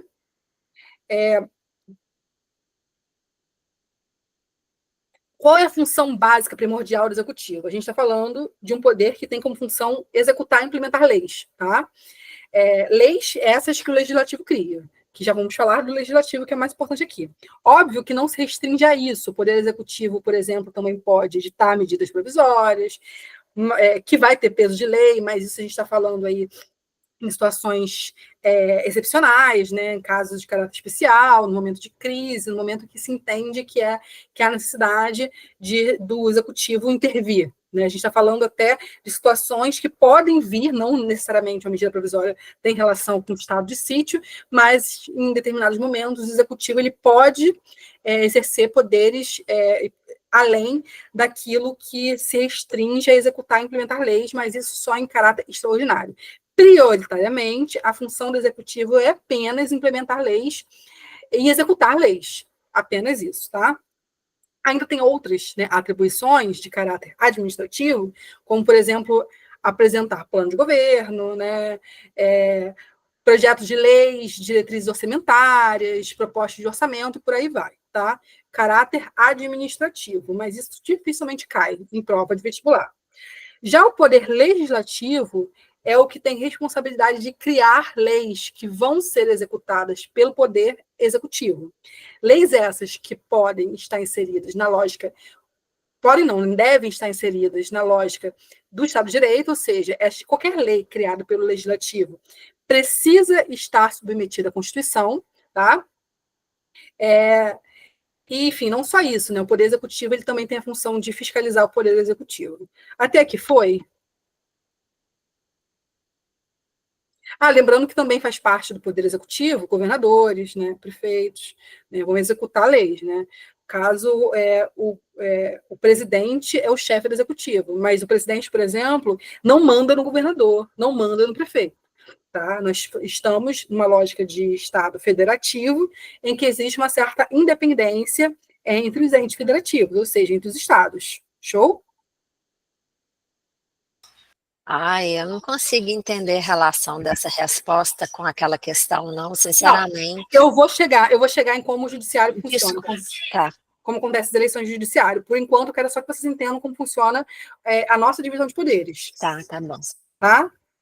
Então, lembrar, o executivo tem essa função de executar, implementar leis, tanto o presidente da República quanto os prefeitos e os governadores, um não manda no outro, existe uma independência desses poderes em função do caráter federativo da nação. Tá? E aí o executivo ele tem função de criar leis, só que o executivo ele não é tão simples assim, tá? Porque nós temos diferentes instâncias, tá bom? Como que funciona no caso do nosso poder legislativo? Nós temos o poder a nível federal, né? E que nesse caso, a nível federal, nós temos um sistema bicameral. Como funciona isso? Quando eu falo nível federal, é nível que engloba toda a federação, que é independente, que engloba todo o estado, toda a federação, todo o país. Por que é bicameral? Porque nós temos no poder legislativo, ou seja, quem cria leis, duas instâncias. Nós temos a Câmara dos Deputados, que é formada por deputados federais, e nós temos também o Senado Federal, que é o que nos interessa nessa questão. Foi? Ou ficou ainda complexo? Marcele, foi? Não, nunca vou entender isso. Calma, vamos lá. Vou tentar reformular isso. A gente conversa depois, senão vai atrapalhar as meninas. Eu acho que eu não entendo nem ler a questão. Por que 40... Não, pelo amor de Deus, não. Vamos lá. Eu primeiro ouve tudo, depois vê se você não entendeu, tá? O que acontece? A gente tem o Congresso, né? A gente tem o Poder Legislativo, ele é bicameral na esfera federal. Quando eu falo federal, estou falando de todo o país. E ele é bicameral porque dentro do Poder Legislativo a gente tem a Câmara dos Deputados e a gente tem o Senado, né? Que tem funções muito parecidas, mas que tem algumas diferenças, né? No caso dos deputados, compostas ali por 513 deputados eleitos de 4 em 4 anos, não precisa saber o número, só precisa saber que ele é maior do que o número de senadores, tá? E a eleição, ela é feita de 4 em 4 anos. Mas no caso do Senado, ele é composto por muito menos, 81 senadores eleitos, com mandato de 8 anos. Isso acontece por quê? Porque cada estado tem só 3 senadores, tá? Mas a questão toda é que tanto os senadores quanto os deputados deputados federais, eles são votados regionalmente, né? Ou seja, para cada região ter seu próprio representante na esfera federal. Por que nós votamos no Rio de Janeiro para deputado federal? Porque nós precisamos ter um deputado federal que representa o nosso estado, né? Assim como nós também precisamos de um senador que represente nosso estado. Então, a gente vota apenas em deputados federais e senadores que são do Rio de Janeiro, tá? E existe uma diferença de mandato, mas isso não interessa muito. A questão toda é que tem uma diferença. Por quê? No caso da Câmara dos Deputados, cada estado tem uma bancada que tem um tamanho de acordo com o seu eleitorado. Ou seja, um estado com mais gente vai ter mais deputados. Um estado com menos gente vai ter menos deputados. Mas no caso do Senado, não. Independente do tamanho do estado, da economia, da população, o estado é representado sempre por 3 deputados. O que significa isso? Em função, né? Vamos lá, primeiro vamos entender a função desses caras, né? Eles têm funções bem parecidas, mas enquanto os deputados têm a função ali principal de criar projetos de lei, os senadores eles funcionam como uma espécie de revisores desses projetos de leis. É como se fosse uma segunda instância, tá? Então, os deputados criam, os senadores revisam. E aí, enfim, a lei que os deputados criam passa depois para o Senado vai revisar essas leis, mas o Senado também pode criar leis em situações ali, enfim, né? Pode acontecer, pode criar, mas não é a função prioritária deles, tá? Então, rola aí outras funções, por exemplo, deputados têm competência de autorizar processos de impeachment, e os senadores têm a função de julgar esse processo de impeachment. Existem outras funções ainda, mas que eu não vou me estender aqui falando, porque foge aí da questão e das possibilidades de questões também, tá? E aí, o que eu falei, existe o poder legislativo na instância federal, isso porque no estadual também existe, né? No caso do poder exercido no Estado, a gente tem as assembleias legislativas formadas pelos deputados estaduais e pelo Tribunal de Contas. E, por fim, na esfera municipal, a gente tem a Câmara dos Vereadores e o Tribunal de Contas dos Municípios. Foi até aí? E aí, deixa eu voltar aqui para a questão, só para a gente entender o seguinte, né? Considere a realidade atual do Brasil. Essa divisão territorial também igualaria as seguintes características socioespacial. Se você tem, se a quantidade de habitantes não diz respeito à quantidade de deputados e senadores, o que aconteceria é o seguinte, que a gente teria regiões que teria a mesma quantidade de senadores representando a mesma quantidade de habitantes. Eu sei que não é simples, e por que essa questão é uma questão de eliminação? Porque você tinha que ver o que não era. Porque esse raciocínio é um raciocínio complicado. Tá? Um raciocínio que ele é delicado. Por isso que essa questão ela é colocada dessa maneira, que é para que vocês eliminassem, chegassem a essa conclusão, e aí depois o aluno ia lá e pesquisar. Tá? Qual é a função? Na época era eleição de senador. Por isso que era ano de eleição de senador, né? Por isso que essa questão foi colocada. Tá? Muito difícil de entender? Deu para entender? Cara, o que é importante aqui é saber, principalmente, qual é a função de cada um desses indivíduos, porque geralmente as pessoas não sabem qual é a função do senador, e isso é complicado, pode ser abordado em prova. Sabe o que me confunde? Porque aí é região, né? E a região norte, ela tem mais senadores, entendeu? A qualquer... Mas repara só, por exemplo... Mas aí ela tem menos popular... o meu BO a minha limitação. Então, não, você aí entendeu. É exatamente o que você está falando, você entendeu. Repara só, o Rio de Janeiro, né? Vamos pensar em São Paulo, por exemplo. São Paulo tem gente pra caramba, mas só tem 3 senadores. Quando a gente pega o Amazonas, por exemplo, tem pouca gente, mas também tem 3 senadores. Ou seja, no caso do Amazonas, por exemplo, se tem muito mais senador por habitante do que no caso de São Paulo. Entendeu? A representação individual muda. Agora, se você tem regiões que têm a mesma quantidade de habitantes, cada região vai ter a mesma quantidade de senador por habitante. Entendeu? Ou melhor, né, de habitante por senador. Entendeu? Sim, agora eu entendi. Mas, assim, sabe o que eu tenho percebido fazendo simulado, tanto do Enem quanto não só da sua matéria, mas, por exemplo, matérias que eu não aprendo a fundo, que eu não vou pensando, que eu só aceito, como na hora que você começou a explicar, eu dei uma entendidinha, aí eu fecho a cabeça. Eu sei que você faz isso. Você cria ali um bloqueio, você fala, não vou entender e não vou mais tentar. E aí essas questões que não me fazem passar no Enem, que me faz, o ano passado eu acertei o limite, errei o limite na UERJ, e esse ano eu tô com muito medo de não passar no primeiro EQ por causa disso, porque eu tenho o mesmo padrão de erro, sim. Entendeu? Porque eu não abro a cabeça para ouvir e para aprofundar, eu quero ficar no superficial. E, assim, um detalhe importante é o seguinte, gente, questões como essa, vocês vão ver ali a D, proporção de eleitores por senador. Cara, não necessariamente você tem que entender como funciona a eleição de senadores, mas você entender que as outras que eu passei antes, por exemplo, que não tem como você mudar o nível de renda por habitante, porque você não está falando de uma redistribuição de renda, né? Você entender que a oferta de água para o município não tem relação com a quantidade de habitantes, porque a gente sabe que regiões como o Nordeste, por exemplo, sofrem com falta de água, a gente tem uma população grande, né? Produção de alimento por área não pode ser, porque, caramba, a gente sabe muito bem que a questão da produção de alimento não tem a ver com quantidade de habitantes, uma região, e sim outras questões voltadas à própria constituição da ocupação do Brasil, né, questões relacionadas à qualidade ambiental de cada lugar, a função de cada espaço, já faz com que a gente, por eliminação, coloque ED, entende? Então, é esse tipo de malandragem que a gente tem que ter. Foi? Foi. Show. E aí, só para fechar, para a gente não falar que não disse, né? A gente tem, por último, aí o Poder Judiciário. Deixa eu passar aqui para a gente voltar para cá. A gente tem, por último, o Poder Judiciário, que ele é formado pelo Supremo Tribunal Federal, pelo Superior Tribunal de Justiça e pelos tribunais, tá? Que são regionais regionais federais, os tribunais de Estado também existem ali, temos nos estados e no Distrito Federal e nos territórios, tá? E eu também não vou aprofundar muito isso, porque isso não vai cair na prova de vocês. É importante saber que a função do judiciário é julgar, né?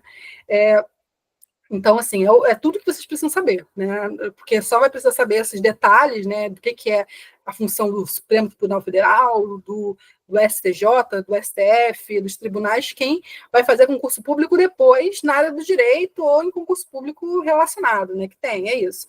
Então, eu vou deixar esse problema para a Mirella e para a Duda mais tarde, daqui a alguns anos, né? Não cabe a gente aprender isso nesse momento. Então, assim, sempre importante saber isso para vocês não serem pegas de surpresa numa prova, porque eu sei que não é uma questão difícil, é uma questão que dava para fazer para eliminação, mas com certeza muita gente caiu nessa questão, né? A maioria que caiu nessa questão caiu por esse medo, de olhar, não faço ideia de como funciona a eleição para senador, então não vou colocar essa.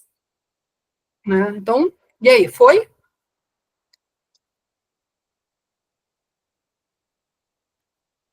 Tá, vamos para 60 agora. A gente começa um pouquinho mais tarde, a gente pode ir até as 9? Beleza, então. Eu posso. Gente, para vocês esse horário de 7 horas é melhor? Porque eu vi que todo mundo ficou meio feliz com ter. Nossa, para mim me salva, porque aí eu dou jantar. Meu problema hoje foi a internet, mas eu acho que a internet aqui de casa. Mas o tempo fechou. Fechou aí no Rio? Aqui fechou uma ventania e eu demorei, tá? E eu online, eu ligada e não te escutava, não via nada. Vai assim, né? Era problemático. E para vocês, meninas, é bom esse horário? É melhor para ver que a. Assim, pra mim tanto faz, mas se as pessoas preferirem as 7, tudo bem. Porque pode ser 7 para mim. Eu estava começando mais cedo porque a gente estava com uma específica no mesmo dia, né? Então, mas agora, terça-feira, eu não tenho nada depois de vocês, não. Então vamos mudar para 7, então? Vamos começar a deixar 7 horas? Vocês ficaram tão felizes. Eu falei, caraca, eu acho que eu descobri uma coisa aí. Descobri um negócio. Então tá bom, a gente fica 7 horas. E aí a gente vai ter esse horário mais ou menos. Então vamos lá, vamos para 60. Vamos ler junto a 60, a gente fechar e começar. É 60 mesmo? Não, 59, que 60 o quê? 59 ainda. Qual foi o gabarito que vocês colocaram?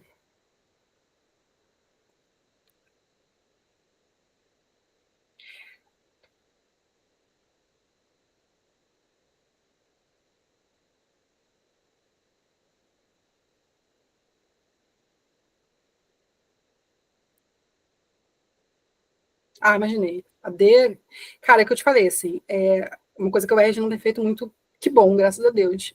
Essas questões assertivas que são muito próximas. Faz sentido você ter colocado a D. Todo mundo leu?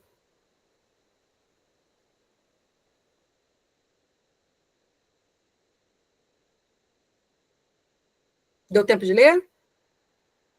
Marcele? Para mim, não. Vai ler aí rapidinho, então.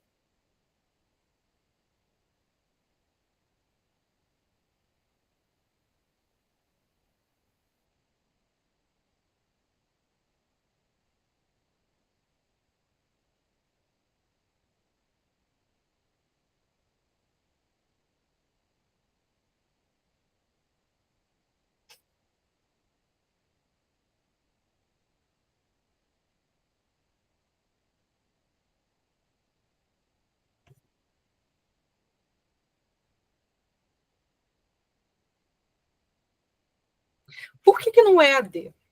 Tá? Porque reconhecer é diferente de reparar. Tá? Você reconhecer que existe uma diversidade não é suficiente. Então, ela não explica as coisas. Por exemplo, acabei de falar para vocês, numa das primeiras questões, que nos anos 30 a gente começou, a primeira questão, na verdade, né? A gente começou a ter muito mais fortemente no Brasil essa questão da construção da identidade nacional. O que se fez a partir disso? Muito do que a gente viu sendo construído, por exemplo, é pegar a identidade indígena e associar com a identidade do Brasil. Repara que a gente tem um reconhecimento da diversidade cultural, mas a gente não tem uma reparação e um respeito a essa diversidade étnica. Falei cultural, mas é étnica. Entende isso? Reconhecer e reparar são coisas diferentes. O que a lei de reconhecimento das comunidades quilombolas fez foi não apenas reconhecer que existe, mas reparar um mal feito. Assim como a gente também pode falar da demarcação das terras indígenas, também como uma reparação. Né? Porque reconhecer que existe reconhecimento. Né? Podia existir, mas sem existir reparação. Foi. E eu sei que, assim, é uma que escorrega, tá? E aí é nesses casos que a gente tem que olhar, caraca, o que faz mais sentido aqui? Porque eu sei que a galera ficou entre a B e a D. E aí a gente fica naquela, pô, o que faz mais sentido aqui? Né? Qual é o resultado prático disso? Entendeu? Então a gente tem que ter essa malandragem em questões que deixam a gente na dúvida em duas. Tá? Porque se não tivesse outra, a gente poderia até considerar a D. Né? Apesar de eu achar que o termo reconhecimento não é o melhor. Mas, dependendo das circunstâncias das outras opções, dava para rolar. Agora, realmente, se você tem reparação e reconhecimento, a reparação faz mais sentido. E aí, posso passar?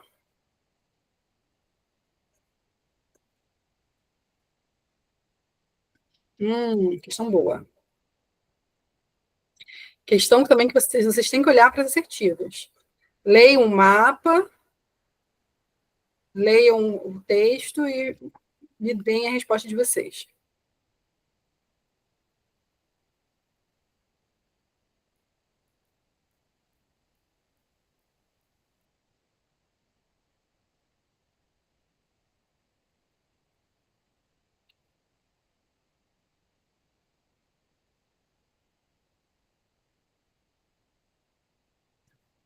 A resposta dessa, você colocou B?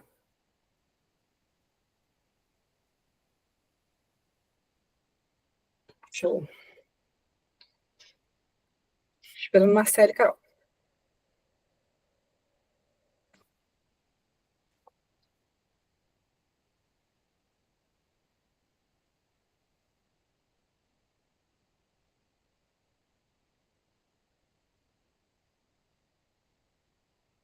E aí, Carol?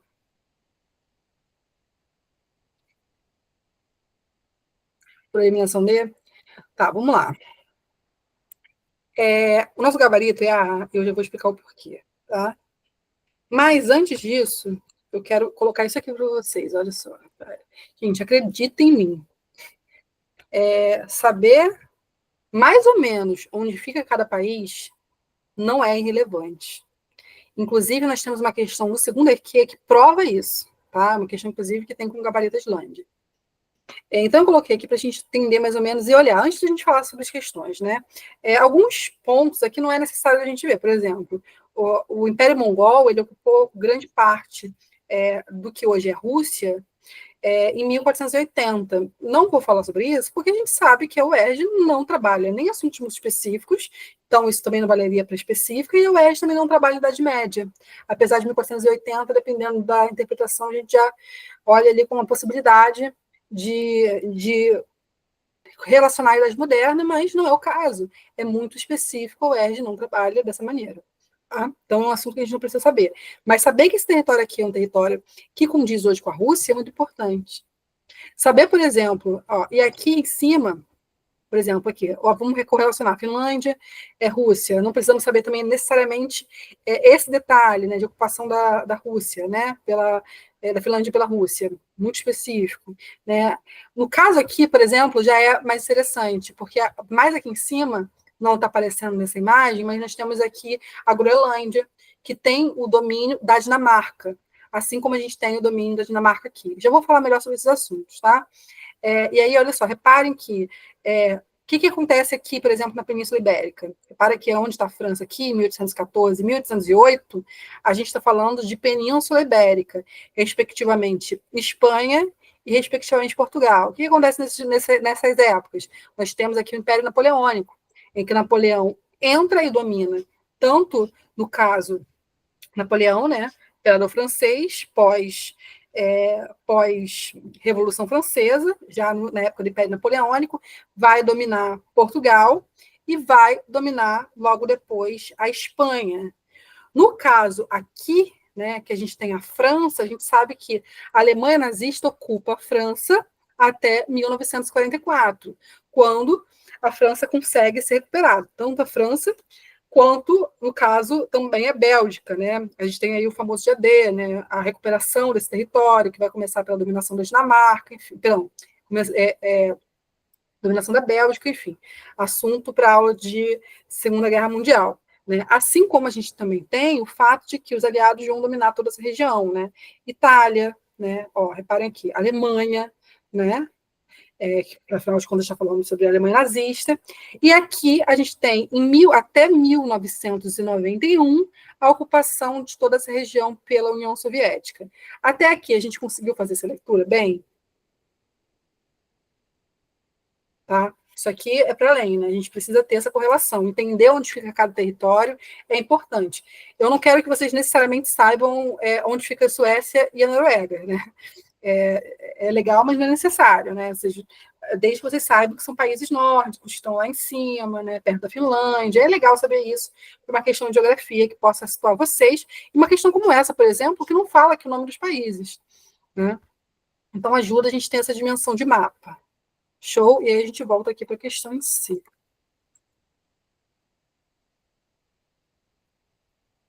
Vamos lá. Vamos lá. Guerra Fria é o nosso gabarito. Por que é o nosso gabarito? Né? Porque a gente tem, vamos ler o primeiro comando, né, só para a gente entender melhor. A desocupação estrangeira da Europa Oriental. Então, está pedindo exatamente a Europa Oriental.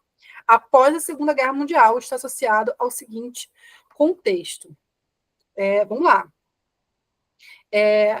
E aí, olha a importância de entender mapa. Quando a gente pensa em Europa Oriental, a gente está falando desse trecho do mundo aqui. Né? Desse trecho do mundo aqui. Então, é importante saber que aqui é Europa Oriental e aqui é Europa Ocidental. Né?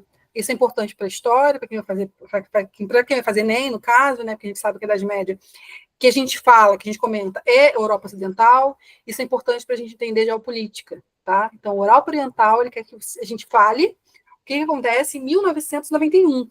E aí, se a gente sabe que em 1991 a gente tem um marco do fim, né, da União Soviética, a gente mata a questão. Tá? E aí, foi? Essa é uma questão de geografia clássica, ela te exigia saber um pouco de mapa.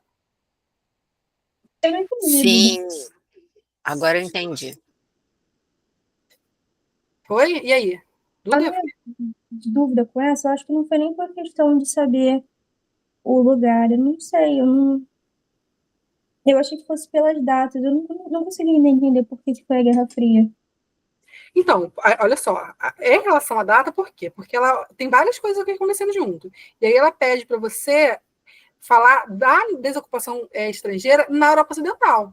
Então, você tinha que olhar para a Europa Ocidental, reparar a data, e aí fazer a associação. Por exemplo, se a questão estivesse perguntando da Península Ibérica, a resposta seria algo relacionado ao fim do Império Napoleônico. Entendeu? E aí você tinha que olhar a região pedida, Europa Oriental, ver qual é a região, quem estava ocupando e a data colocada. No caso, a Europa Oriental foi ocupada pela União Soviética até 1991. Tá? Prioritariamente, né? Claro que a gente tem algumas diferenças aqui, né? Por exemplo, já que a gente está falando de União Soviética, tivemos momentos distintos, por exemplo, algumas regiões foram perdidas antes, em 1958, algumas regiões acabaram conseguindo resistir por mais um tempo, então assim, mas o que está se perguntando aqui é a principal desocupação. Qual é o evento que garante a desocupação desse território? Em 91 a gente tem o fim da Guerra Fria. Foi, Duda, ou não? Entendi, não, acho que agora foi. Tá? Então vamos lá. E aí vamos às outras, né? Vamos entender por que não são as outras. Fundação da União Europeia. Cara, gente, vamos lá. A União Europeia ela vai ser criada oficialmente em 92, tá? Mas o processo foi bem mais anterior e bem mais complexo. Mas como a gente já falou sobre isso duas vezes, em duas questões diferentes, eu não vou abordar novamente a Constituição da União Europeia, porque a gente já tem esse assunto em outras aulas. Mas a gente sabe que não foi a União Europeia que garantiu a desocupação do território pela União Soviética, sim, porque ela perde, né? Porque ela é desfeita, né? E ela perde sua influência e seu poder, tá? E aí a gente tem ali a reocupação e a redivisão dos territórios, né? Oficialmente após o fim da Guerra Fria. Isso aqui. Foi? Show. E aí a gente vai para C. Vamos lá, com a C, término da crise dos mísseis. Guerra dos Mísseis, 1962, entre Cuba e Estados Unidos, momento em que o mundo chegou mais perto de uma guerra nuclear, em toda a Guerra Fria, mas que acaba logo depois, porque, enfim, há ali um apaziguamento da situação, justamente em função do poder militar que tanto Cuba no caso da União Soviética, né, em função de Cuba, tinha com os Estados Unidos. Também não vou entrar muito profundamente nessa, porque também já foi um assunto que a gente abordou. Já fiz uma questão inteira e a gente abordou profundamente ali, com detalhes, né, na medida do possível, né, sobre a Guerra dos Mísseis, então não há necessidade de a gente voltar aqui agora. Tá? Mas fato é que a Guerra dos Mísseis acontece muito anteriormente, não é na Europa oriental, né?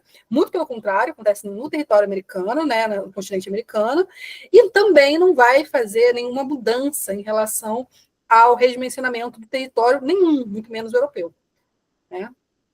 Então, essa talvez seja mais longe, né? Justamente por não se tratar de algo que aconteceu em território europeu e sim na América. E aí, início da coexistência pacífica. Então, assim, ó, a gente está falando, coexistência pacífica ele é um período que ele é datado, tá? Dentro da Guerra Fria. É um termo que foi criado por Nikita Khrushchev, e ele que foi um líder da União Soviética ali durante a partir de 62. Perdão, foi de 55 a 62 que o Nikita Khrushchev ele foi líder da União Soviética.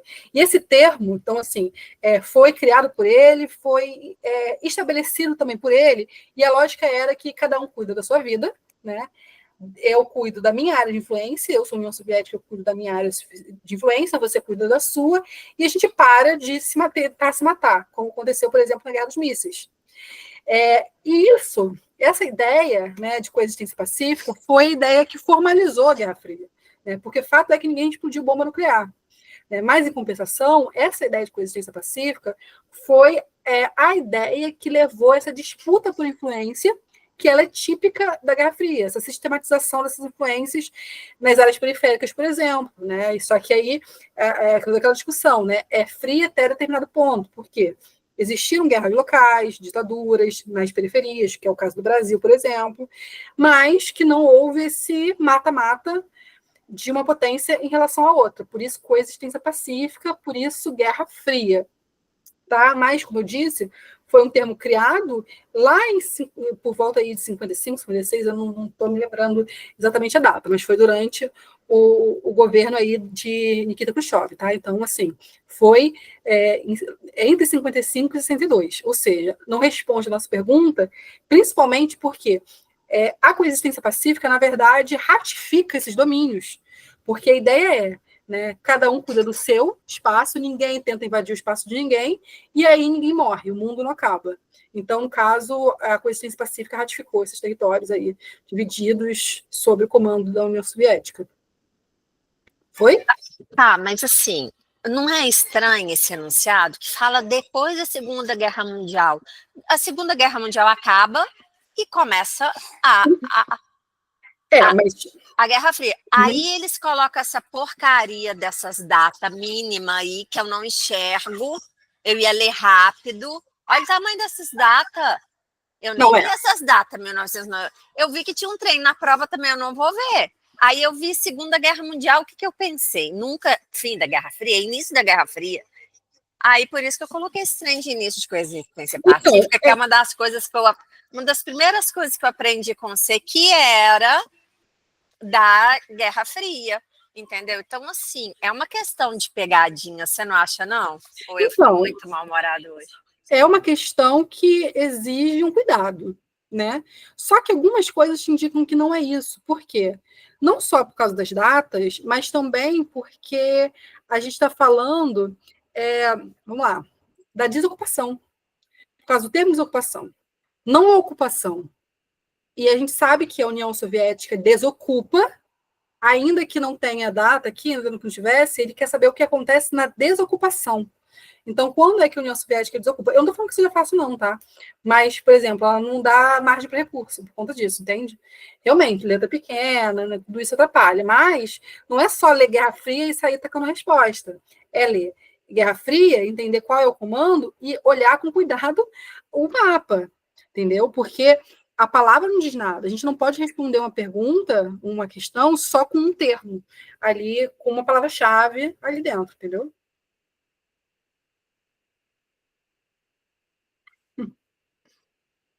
Mas e aí, gente? Não é uma questão fácil, não, tá? Lembrando aquilo que a gente já conversou, as provas eram mais difíceis mesmo.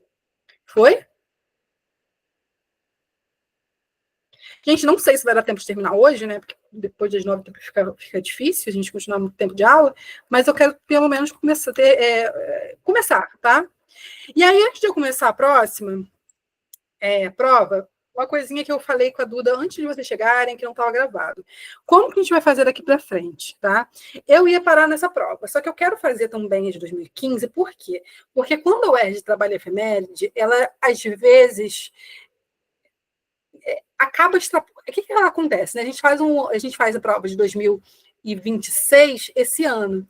Então, o que que acontece? Muitas vezes ela pega a efeméride no ano da questão, no ano que a prova é feita, mas também muitas vezes ela relaciona a efeméride ao ano da numeração da prova, por exemplo. Se a gente vai fazer a prova esse ano, 2025, pode ser que surja uma outra efeméride referente a 2026, tá? Não é certo, mas pode acontecer.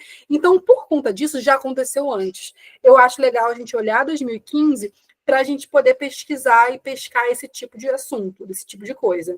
Tá? Então, a gente vai fazer mais uma prova.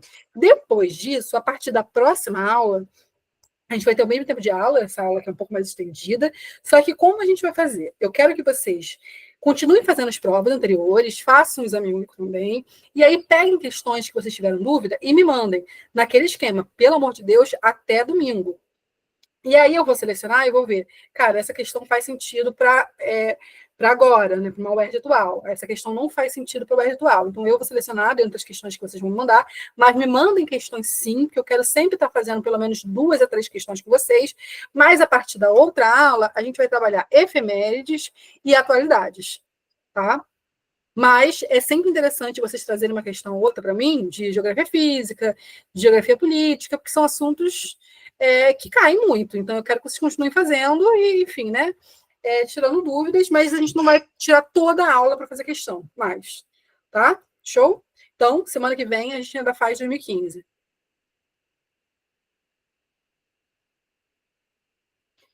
Mas só por segurança, tá? Porque o certo mesmo é que ela vai trabalhar efeméride desse ano, tá? Ou seja, esses 5 no finalzinho, né? Então, é mais provável. Mas custa nada tentar e fazer essa próxima. Vamos lá. Vamos fazer pelo menos essa questão aqui, tá? E aí as outras a gente deixa para semana que vem. Mas assim, gente, semana que vem, como a gente ainda vai ter muita questão dessa semana agora, entreguem questões realmente que vocês tiveram dúvida em relação ao conteúdo, assim, fiquei aqui pensativa. Assim, não, me mandem, manda tudo, que aí a gente fica até a meia-noite mesmo. É bom que a gente fecha tudo. Façam do jeito que vocês sempre fizeram. Tá? Vamos lá, me dê essa resposta aí para a gente comentar sobre essa questão.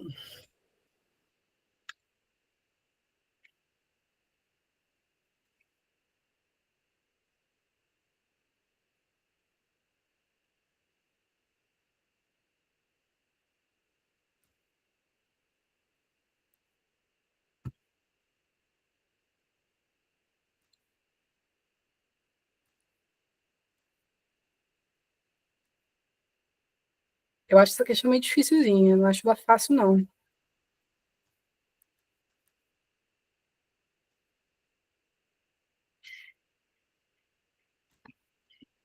Vamos lá?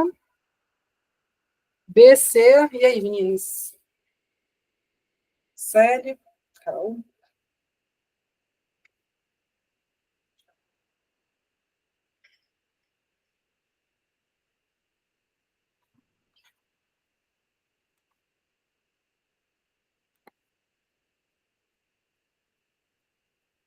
Eu não entendi esse gráfico, não entendi nada, Vamos lá, sinceramente. vamos ler então junto.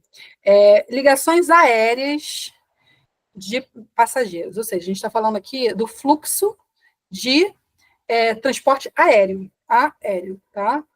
Especificamente. Aqui do lado, a gente tem, né, um quadrinho dizendo que o que está nessa linha, essa linha vado, cheia de linha aqui, é relação quantidade de passageiros, ou seja, aí a questão ainda é legal com a gente, por quê? Ela traz uma ampliação de 3 regiões especificamente. Então, o que está alinhavado em vermelho e amarelo são passageiros, tá? E o que está em verdinho é concentração desses passageiros, ou seja, para onde esses passageiros, da onde esses passageiros partem, para onde eles vão, para onde eles voltam. Não é fácil, é uma questão difícil. Aí, o que eu fiz? Eu trouxe aqui, eu coloquei aqui na próxima, eu espero ter colocado. Eu não coloquei. Eita, ferro. Eu ampliei, na real. Deixa eu colocar aqui para vocês. Deixa eu pegar aqui a prova. Eu vou ampliar bem. Vou printar e vou colocar aqui para vocês. Tá difícil de ler, né? E é uma questão que está ruim, no caso, até em relação ao próprio gráfico. Mas, assim, não precisa, não. O que eu quero que vocês reparem aqui? O que está sendo selecionado aqui? Vou colocar aqui na própria imagem, porque é a realidade que a gente tem, né? O que foi ampliado aqui? Foi ampliado essa região aqui. Ou seja, a região de São Paulo, provavelmente a região de Minas Gerais, e essa região aqui mais abaixo, a gente está falando ali provavelmente do Paraná, né? Está ruim mesmo de ler, tá? Então, assim, a gente tem essas regiões aqui, né? São Paulo, Minas Gerais, ou seja, as regiões que elas são mais populosas, tá? É isso que são trabalhadas aqui. Quais são as regiões mais populosas? Quais regiões que você tem mais fluxo de pessoas saindo e voltando? Onde as pessoas mais pegam avião, né? E andam de avião, enfim, usam transporte aéreo. Quais são as localidades? A gente vê, por exemplo, que o norte é pouquíssimo. A gente tem um fluxo muito pequeno, né?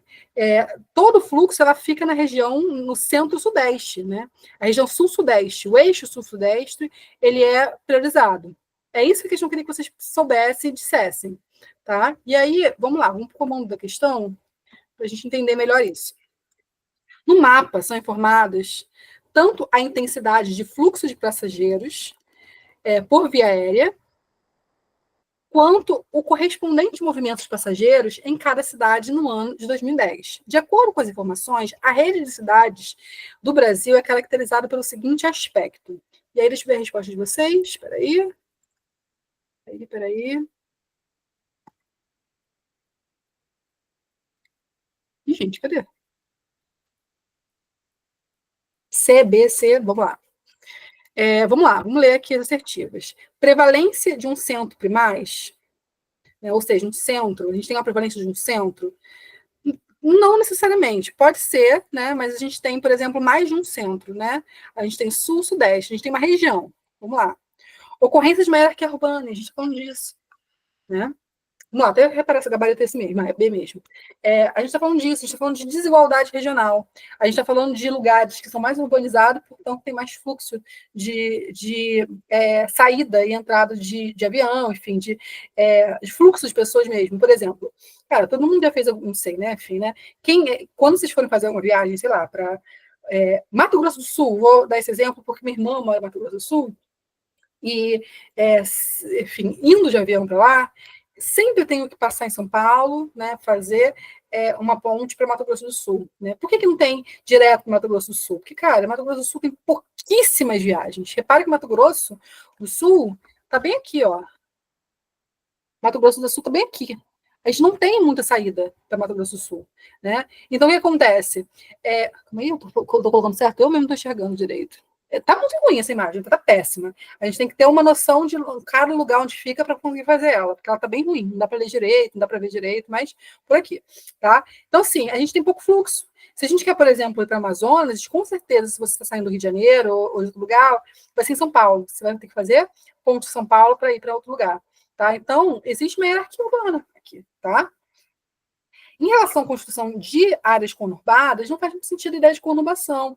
Conurbação é aquela ideia de mais de um polo, né, de uma área central, que ela acaba se unindo e formando um só lugar. Aqui a gente não está vendo uma conurbação aérea, né? Conurbação, por exemplo, Rio de Janeiro e Niterói, né, por exemplo, né? São áreas conurbadas. Não responde nossa pergunta, né?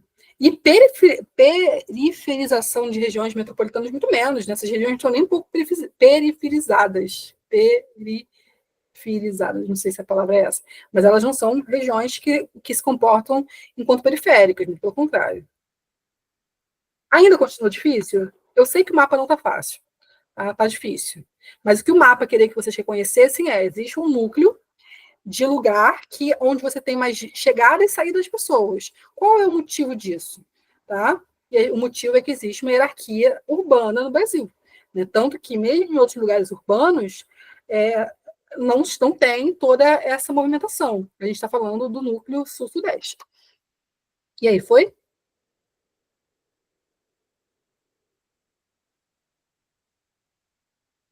Dúvida nessa? Ó, vou fechar aqui, tá? Que já são 9 horas. Semana que vem, a gente ainda tem... Deixa eu ver as questões que a gente ainda tem para fazer. Espera aí. 48, 49, 51, 53, 57, 60. A gente vai até meia-noite mesmo. Tá? Então, façam as questões de 2015, né? Enfim, talvez eu selecione uma ou outra, né? Se eu ver que, por exemplo, tem alguma questão que não faz sentido cair, porque, enfim, muito específica daquela época, de uma questão de atualidade daquela época, eu vou ver, vou fazer essa análise, porque, enfim, vão ser 3 provas praticamente, tá? E aí a gente fecha as provas, ok? Um beijo, até amanhã, quem vai ter aula amanhã. Beijo, muito obrigada. Paramos de gravar aqui. Beijo, Duda. Até amanhã. Beijo.